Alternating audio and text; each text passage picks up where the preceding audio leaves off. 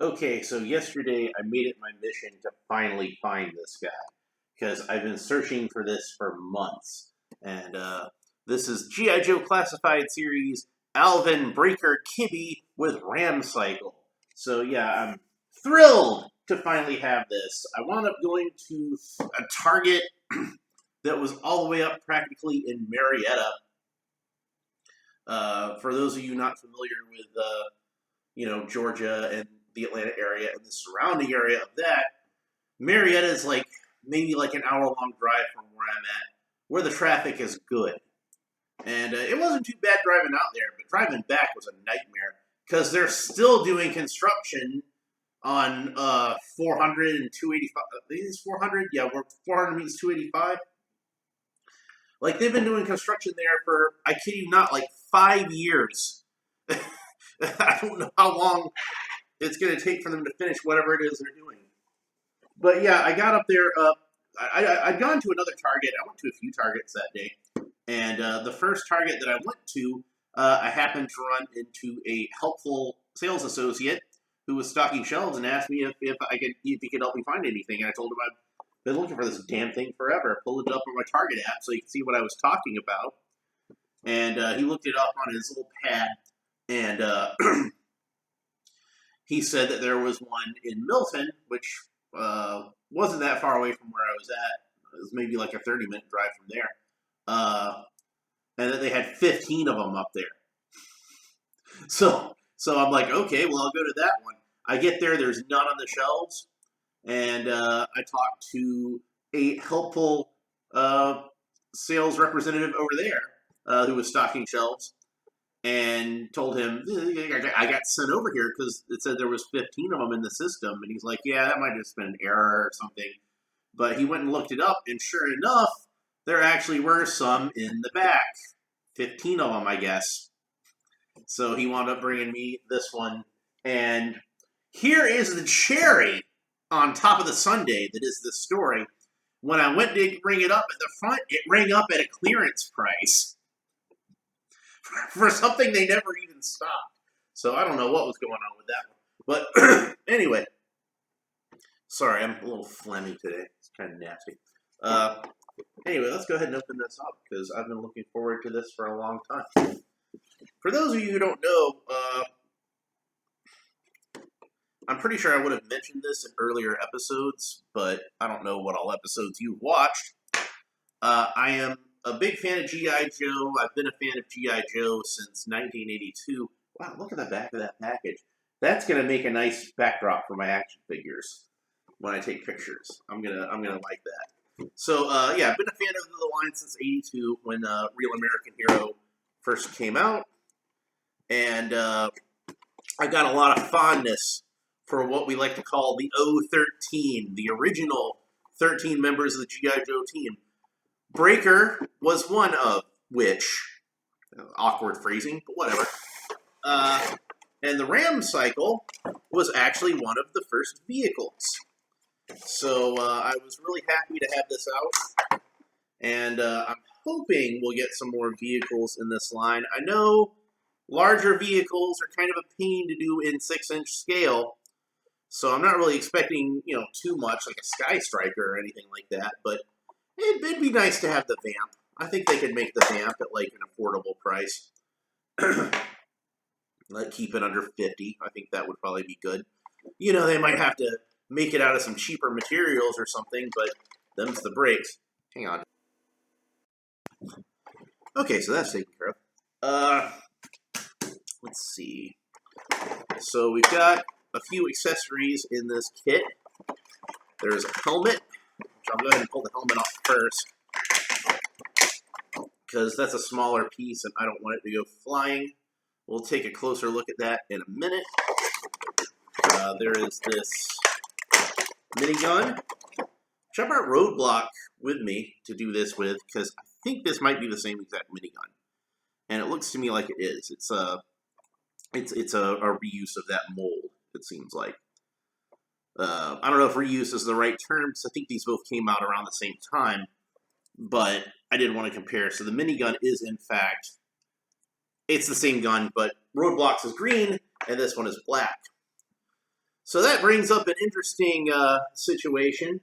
If you wanted to have a green minigun on your Ram, like the original one, I believe, had a green minigun, you could swap out the one that Roadblock has. But that's going to leave Roadblock with a black machine gun instead of the green machine gun like the original figure came with. So I guess it's up to you what your priority is as far as who gets what gun. Let's see. Then we've got this little device. Wow, you're stuck in there really good. It was these two pegs that were doing it, I think. So that's where it pegs into the motorcycle. So it comes apart, and this little sidecar can hold the minigun, but we're not going to put that in there right now.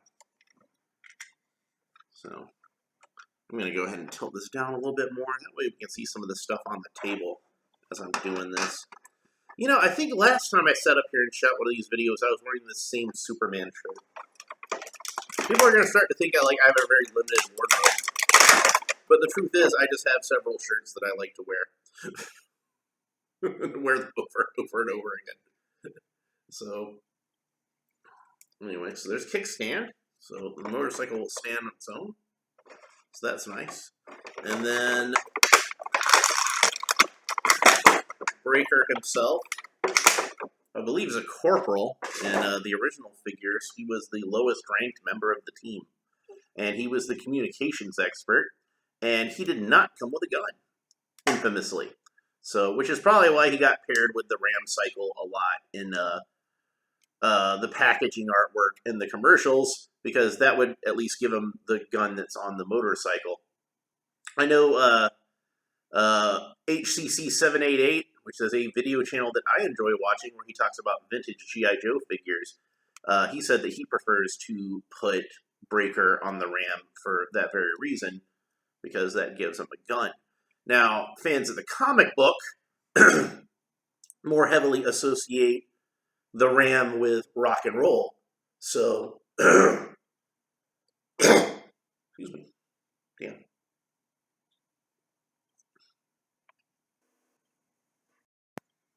Sorry, I just woke up, so I'm just getting woken up. Don't worry about that. It's not the Rona, I promise you. So yeah, fans of the comic book more associate the Ram cycle with rock and roll, because he was the character that usually rode around on it in the comic book. But, you know, either one of them's good as far as I'm concerned. I'm a comic book guy, so I definitely think about rock and roll riding around on the Ram cycle. But I don't have a problem with Breaker riding it.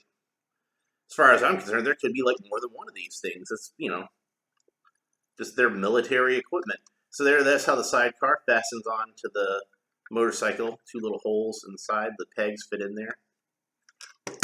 So, and then we'll put the minigun in there in a little bit, but I want to play around with it a little bit more. What Hasbro should probably do, actually, come to think of it, is just re-release this cycle with rock and roll. Since this is a Target exclusive, that could be something that could get a more wider release and give more people a chance to at least get the motorcycle, even if they can't get Breaker himself.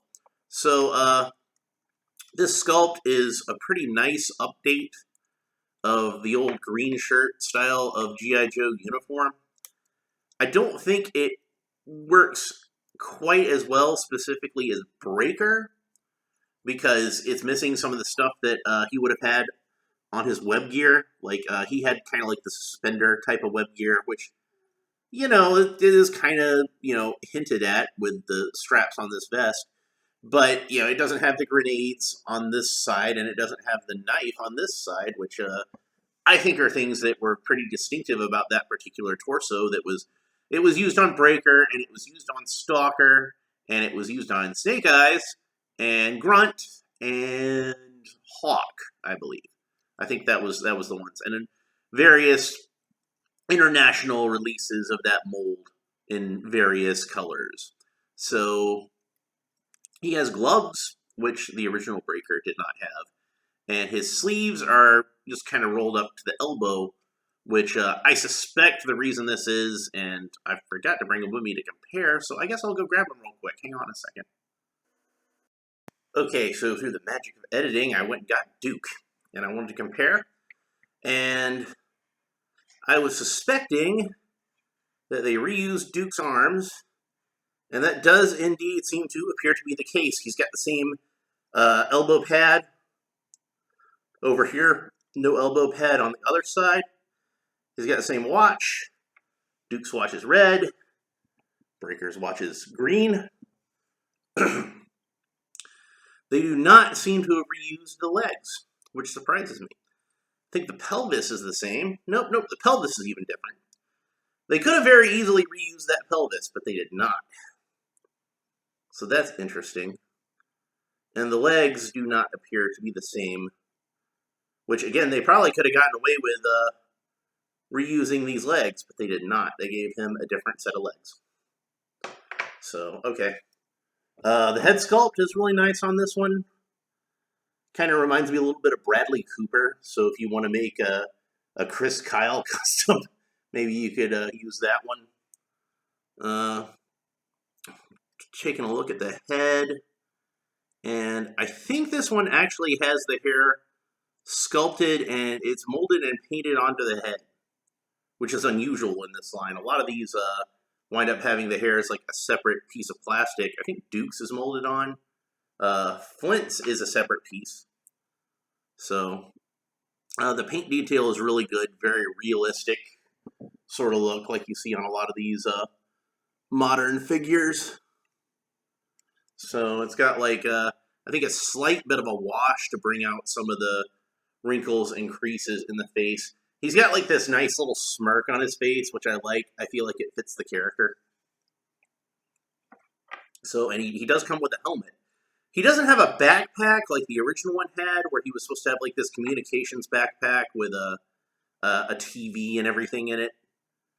But, you know, this is modern times. I carry a TV around with me in my pocket. I don't need a backpack to do it. So it makes sense that, at least for this version, this modern updated version, everything could be built into this headset. Everything that would have gone into the backpack of the original Breaker, it's all up here, baby. You don't need that backpack anymore. Now, I am kind of bothered that they put this visor onto the helmet, because Breaker's helmet didn't have a visor originally. And it looks kind of like, almost sort of like some kind of fancy sunglasses, like Oakley's or something. But as I was putting the helmet on, I noticed you can kind of tilt the helmet upwards. And to me, that still looks about right, and you could still have his eyes showing if you wanted to. So the goggles themselves are like molded into the helmet, so there's no way really to take them off. So I'm taking a closer look at this helmet, and there's an antenna up here, and of course the mic, so he can talk into it. And over here, it looks like there's like a camera set up, so he could be, you know, filming whatever and sending it back to headquarters, and that's pretty cool. This does seem to be kind of like the half shell type of helmet, you know, despite having all this communications gear slapped onto it. So that kind of lends credence to what I was saying about the helmet that came with this Roadblock figure, where it looked like it could be kind of like more the modern equivalent of the classic style of G.I. Joe helmet before they switched over to more realistic Fritz helmets in, I think it was 1985. I think Footloose was the first one to have one of those. Because in 1984, you would have had Roadblock, and he still would have the old school G.I. Joe helmet. And Duke, technically, his store release was in 84, I believe. Although he was available for mail away the year before. So it's a pretty cool little helmet. I wish the visor was either removable or could slide up into the helmet, so you didn't necessarily have to have Breaker wearing the visor if you didn't want to. If you wanted something that looks a little more old school. But like I said, you can kind of tilt the helmet up a little bit, and I think it still looks fine that way. So, but yeah, it's got the little detail of the where you could plug the goggles in up there.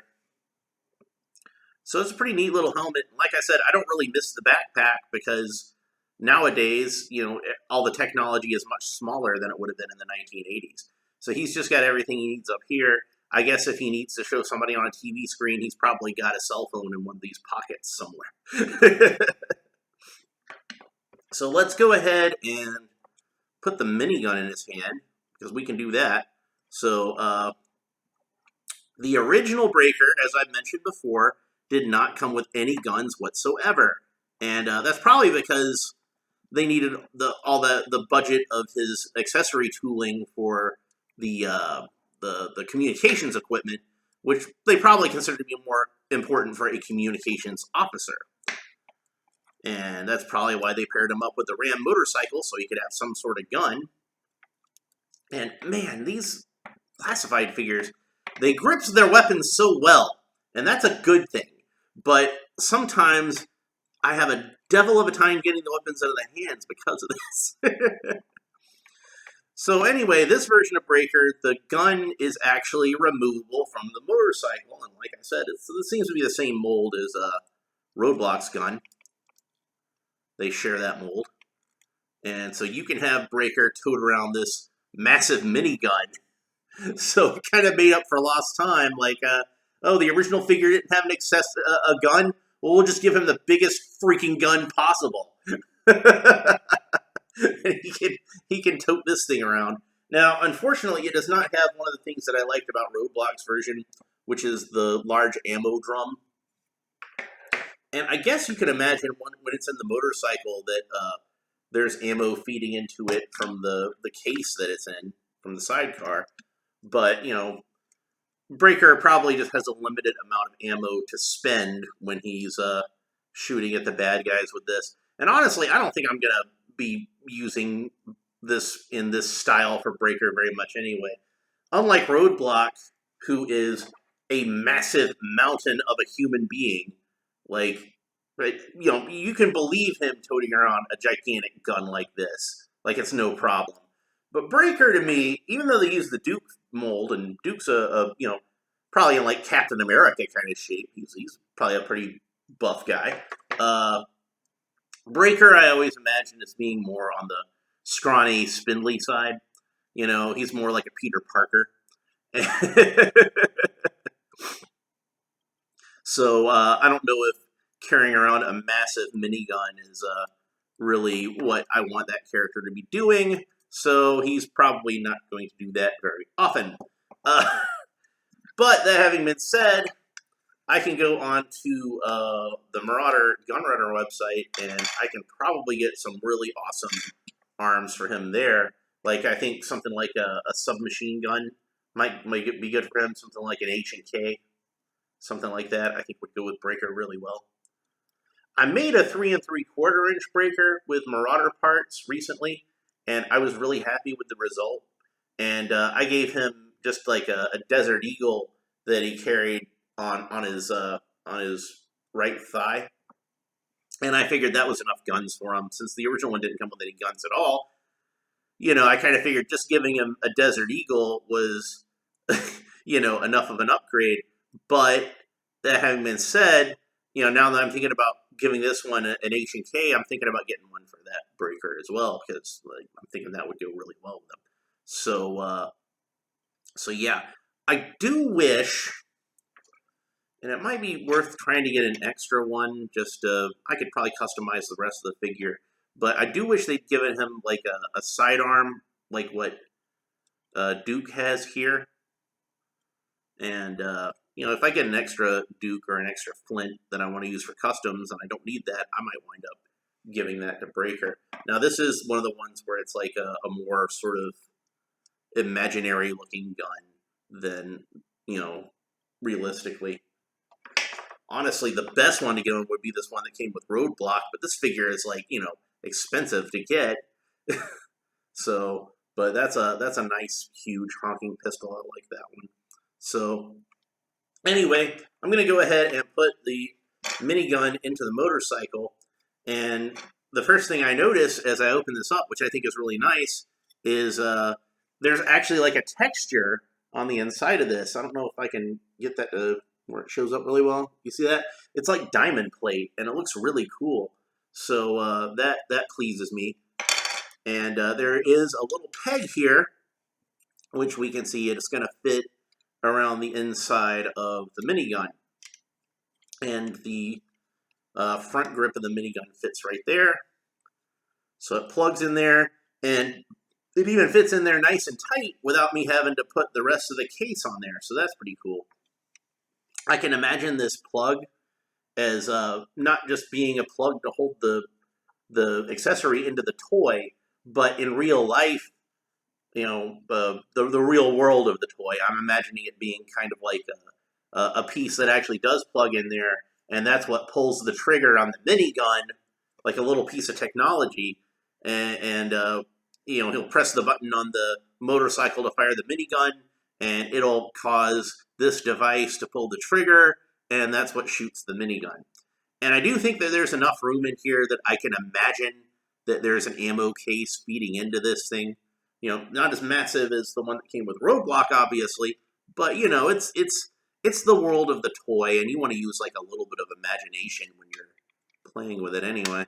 So fits together nice, and there we go. That is a pretty cool update of the original Ram cycle that I had when I was a kid. Now, the general shape of it is pretty much identical. It does add a lot more extra detail, and it's a little more streamlined and not quite as thick and chunky as the original Ram cycle was. But the biggest difference that I notice is if you look at the sides here, originally this part here was hollowed out, and that was where you stuck the action figure's hands. You just kind of jammed the action figure's hands in there and pretended like he was gripping the handlebars. But of course, it didn't actually have handlebars. The way that the original G.I. Joe figures were configured before they had the swivel arm battle grip, there was not really a way for these figures whose hands would have been stuck in this position to grip the handlebars of a motorcycle realistically anyway. Now, later on, when they came up with swivel arm battle grip, you could kind of tilt the character's arms around like this, and they could more accurately hold something like that. But in 1982, that was not an option. Now, when they remade the Ram cycle for the 25th anniversary line, that was when they added actual handlebars to it for the first time. But it still had the hollowed out sides. I guess more of an homage to the original one than anything else. But they didn't do it with this version, and it's not really necessary, but I kind of wish that they did. I think it would have looked a little more realistic too, because this isn't supposed to be like a solid piece here. But whatever, it still looks really cool.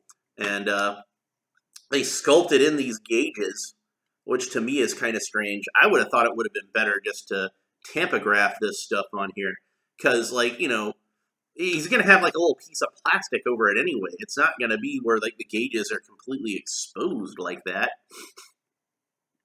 So that was an odd little choice. It's nice they gave the extra detail. Don't get me wrong. I appreciate that. But it's weird how they decided to add that extra detail in there. So it looks like these handlebars are separate, and this one seems to be a little loose, maybe? I don't know. But I think the whole handlebar the handlebar actually turns. So that's nice. That'll give you a little more posability when the figure's on there. And that actually connects to the front wheel. So when you turn the front wheel, it'll turn the handlebars. Or if you turn the handlebars, it'll turn the front wheel. So that's really cool. That's a nice little addition. So you got the little mud flap thing on here to keep the mud from getting into your engine too much. These are separate pieces that are apparently permanently attached on here, the exhaust. You got little peg holes for the figure's feet to fit into, so that's nice. That's going to be helpful later on. There's a gas cap, so you can pretend to put gas in there. There's lots of nice details tampographed on here that would have originally been stickers on the original toy. You got, the little G.I. Joe star over here, and MG1027, so the serial number of the vehicle, and then the actual G.I. Joe logo over here, which like the one on the package just has 3 white stripes instead of a red stripe, a white stripe, and a blue stripe. So I might try to repaint that a little bit. I don't know, like to me, there's kind of a verisimilitude to just having an all white version like that, where it makes it look more like an actual military, something they would stamp on a vehicle like that. But the old school part of me kind of misses the red, white, and blue. So one complaint that I have, and I have seen people make this complaint before, I'm not the first person to notice this, is the American flag on here. You can see it's actually facing the wrong way. And you might think it's facing the right way because that's the way you usually see it presented, is with, the blue field on that side of it. But on military vehicles, they usually have the blue field facing towards the front of the vehicle, same as on their uniforms, because that way when you're charging into battle, it looks like the flag is flowing that way. This makes it look like the flag is flowing the wrong way. So I guess whoever designed this was unaware of that little tidbit and made a little minor faux pas. Let's look at some more of these little tampographs on here. You got where's this instrument cover there and a little wrench. So they've got like a lot of these little details that I like in the original vehicles that kind of add some realism to it and kind of give kids a little more to play with. So if you've got like an instrument panel here and a little tool kit here and things like that, you can imagine that the vehicle gets damaged somehow and he's got to stop and fix it real quick, but he's got tools that he can fix it with. It just gives you a little more to your play pattern that kids could have some fun with it. And then there's these 2 little decals over here. They're not really decals, they're tampographs, but you know what I mean. So a little red one and a little blue one. And the red one says 36, and the blue one is like a, can't remember if we tell, is it a castle? Is it an A? I figure these are probably unit stamps. Somebody who is a little more skilled in military insignia could probably tell me exactly what they mean. So if you're watching and you see that down in the comments, please do so. And there's another little red 36 here on the case that holds the minigun and USA. So lots of nice little details on this vehicle. It definitely feels like an old school G.I. Joe vehicle. It's certainly an update of it, and it brings a little more to the table, which I like. But it also takes me back to 1982 on that Christmas morning at my grandmother's house when I was opening up my Christmas presents, and here it is. So to go back to the debate as to who the Ram cycle should really belong to between Rock and Roll and Breaker, when I got those first G.I. Joes Christmas morning and I got the Ram cycle, I didn't get either one of those characters. So, Short Fuse or Zap would usually wind up writing it because those were the characters that I got in my stocking that Christmas morning. Or Flash, Flash could go on there too. But Flash, I usually just had, using his laser gun, so I usually didn't bother to put him on any kind of vehicle. So, and of course, I got that Christmas morning. I got the Vamp, and I got the Mobat, and those both came with Clutch and Steeler. But they already had their own vehicles, so they don't need to ride a motorcycle. So anyway, let's go ahead and put Breaker onto the motorcycle and see how it looks. And it looks like this leg is a little stiff, so I'm going to kind of gently work this leg so I can get the pose. You don't want to force these. Always remember, if you have an action figure joint that doesn't want to move, put it in some hot water or hit it with a blow dryer or something like that. Don't try to force it. You could break it. I keep seeing all these people talking about the how the G.I. Joe retro collection is so crap because, I keep breaking off elbows. I'm like, well, are you forcing it? Because you shouldn't force it. Okay, so I just want to gently make sure that all of these articulations are in working order. And if I find one that isn't, I'm going to take a quick break, pause the video again, and go downstairs and hit him with a hairdryer. And man, baby got back. That's kind of obvious. He looks like one of those rap guys' girlfriends. and it's like it's the sort of thing where it's like I'm trying to kind of tilt it a little bit to make it a little less obvious, but no, he's got some cakes on him. Okay. That's funny. What about Duke? Well, the belt's kind of in the way, but not Duke's flat as a board. So that's the reason that they gave Breaker a new pelvis, because they wanted to have some glutes on that guy. I'm just looking at your butts now. Oh, that's hysterical. Okay, so let me get him on the motorcycle. And like I said, there's these two little foot pegs on here, so we can fit his feet onto the pedals. And I wonder if I'm even going to be able to get them both on there, because that's pretty narrow. You're going to have to, like, kind of tilt these legs around. And he's going to sit kind of tall in the seat, isn't he? Or am I going to be able to get both of these on here? That's the real question. So...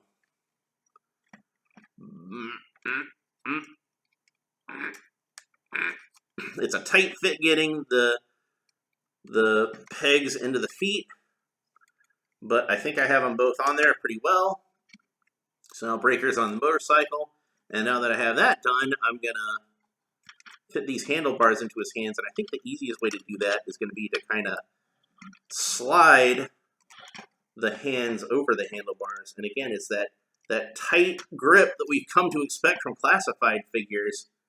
I'm just going to have to try to bend the thumb outwards a little bit as I slide the hands onto the handlebars. Kind of pull out the front fingers a little bit. Now, unfortunately, because of this, you can't really realistically grip the brakes of the handlebars because the hands are so tight. But, you know, as we say on Earth, c'est la vie. So then, yeah, just kind of pull the fingers out a little bit as you put it on. And his wrists turn this way, which normally, like, that's something that kind of bothers me about these classified figures, is I figure they should probably tilt more vertically than horizontally, because that would help them grip the guns better. But in the case of Breaker, since he's riding a motorcycle, that actually works a little bit better, and we can get a little more tilt to his wrists as he's sitting on his motorcycle. So that looks to be about the best pose I'm going to be able to get on the motorcycle. I'm going to try to see if I can tilt him back a little bit more and get him a little more action-y. So, damn, that booty. It's just... It's so funny. If you have him sitting on the shelf front ways, that's probably going to be the best way to do it, unless you're into seeing Breaker's butt. And maybe they pose it that way. Damn, he must work out. Does a lot of squats. Roadblock's jealous.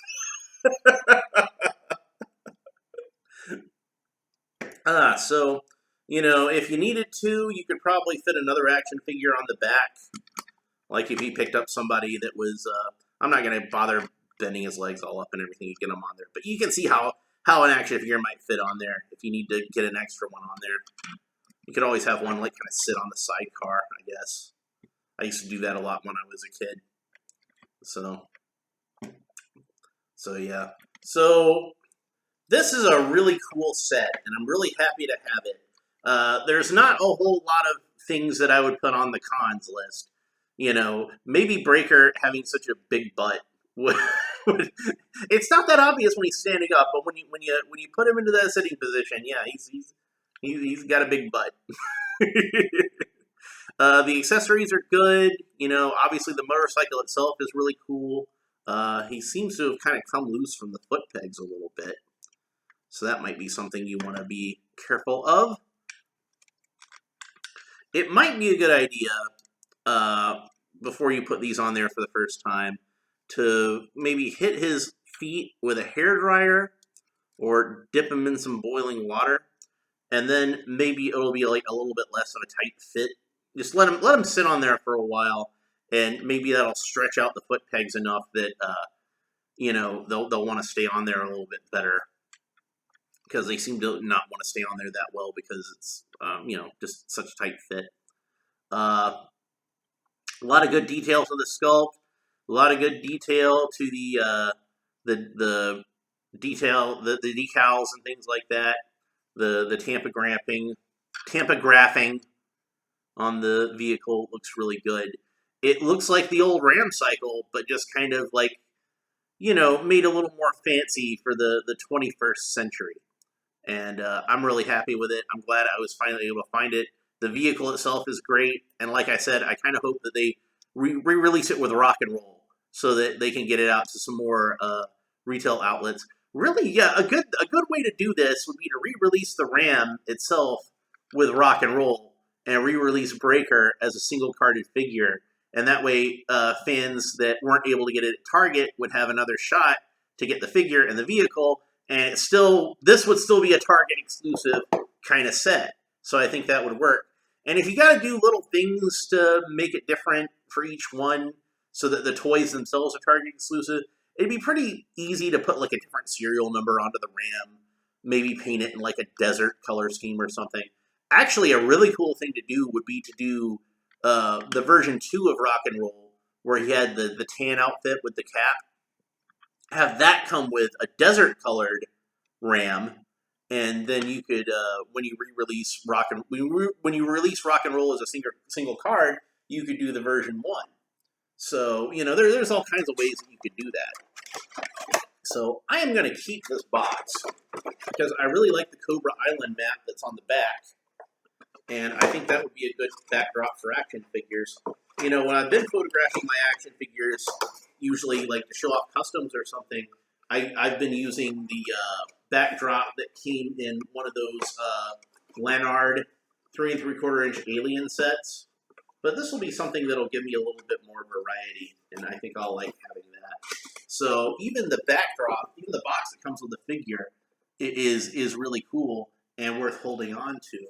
You could do the sort of thing where like say Duke could be, pointing at the map and telling him what the mission is and everything. Like this is a big map back at G.I. Joe headquarters and that sort of thing. So that's a pretty cool thing to have. So I believe this set retails for $40, and like I said, when I finally found it, it was clearanced. So I got it for $20. That made me very happy. So yeah, highly recommend this if you can find it. I know it was plentiful at some stores, but I never found it around here in Georgia. So I don't know if they just got snatched up or they never really got stocked like the way they did in other places. But I'm really happy to have a member of the team from the 013 because, like I said, that was if not my favorite period of G.I. Joe, it's certainly one that I have a lot of nostalgia for and is very deep in my heart. So having Breaker as part of the classified series is definitely something that makes me happy. I don't know if we'll see all of them. Like, I can see them skipping over, like, Grand Slam or Zap or somebody like that. But I figure, we've already got Snake Eyes. We've already got Scarlet. I'm sure they'll make Stalker at some point. I'm sure they'll make Rock and Roll at some point. And they'll probably make Hawk. But it'll probably be General Hawk. And he'll be in his 1986 style uniform. I don't mind that so much because I actually think that's a better design for Hawk. And maybe, just maybe, we'll be lucky enough to get Flash. If I get Flash, I can repaint him to be Grand Slam. Just put the silver pads on him because that's how I think Grand Slam is being. But I'm kind of concerned that maybe we won't get Zap or Short Fuse or Steeler. Steeler, or Clutch, because Clutch is one of my favorites. But, if only these were more plentiful and I was able to get more of them, I think I could probably easily make a Clutch out of this one. I could probably make a rock and roll too. I mean, he's got the beard, So, and I think if you gave him like the different colored beards, it would make them like unique enough that they wouldn't necessarily look like clones of this guy, especially if they had the helmets on. If they had this visor on a rock and roll helmet, I think I would be really cool with that. I think that would probably work better than it works on Breaker. I can see him being a guy who would be wearing like a cool set of shades like that. That makes sense to me. Or even Clutch. But I just kind of think like it's a little much on Breaker. But whatever, I don't really care. It's still a really nice figure, and I'm really happy to have it. And it's a great update on Breaker. I like the fact that he doesn't have a backpack. That's something. It's weird to say that, like, I'm glad he doesn't have this classic accessory that the figure originally came with. But I honestly feel like that, that all of that would now be concentrated up into the headset. That is just like something that kind of takes that character to the next level as far as updating it. We didn't look too much at the artwork on this, so I'll go ahead and look at that right now before I end the video. So there's a nice picture of Breaker riding the ram cycle there. Unfortunately, the plastic is kind of glossy, so it's reflecting on my screen. And then another one over here where he's yelling as he rides the cycle. It kind of overlaps around the corner here, so you can see the headlight of the one on the side over the one on the front. So that's kind of unusual. When you look at it from the front, it makes it look like there could be two of these cycles. Which, like I say, I kind of feel like the Ram is something that could be like a standard G.I. Joe vehicle, and lots of characters could ride around on them, together. They could have, groups of these riding together. And that's another reason why I feel like it would be a good idea for Hasbro to re-release the cycle. Different set, put a different figure on it, have rock and roll on there instead. But that way we could army build these cycles, and that would be fun. So anyway, that's pretty much it for this episode. I think I'm going to call it a day. I'll give you a nice group shot of the three Joes that I have upstairs so that you can appreciate that for a little bit. Come on, Duke, stand up. Don't embarrass me. There we go. If you enjoyed this video, please like and subscribe and all the fun YouTube stuff down below. Tell me what you think of Breaker and the Ram Cycle. Both this version, the original version, the 25th anniversary version. Maybe they should have given them a little bit of bubble gum like the 25th anniversary one had. I know a lot of people were really fond of that accessory. I wound up losing it really quick, unfortunately. But it would have been nice to have, I think. That would have been a nice little bonus. But that's pretty much it for this time. Hope you enjoyed it. Sorry I was so phlegmy. Like I said, I woke up not long ago, so that's probably why. But yeah, I'm feeling fine. I'm not sick. It's not the Rona, I promise. All right, we'll talk to you next time. Bye.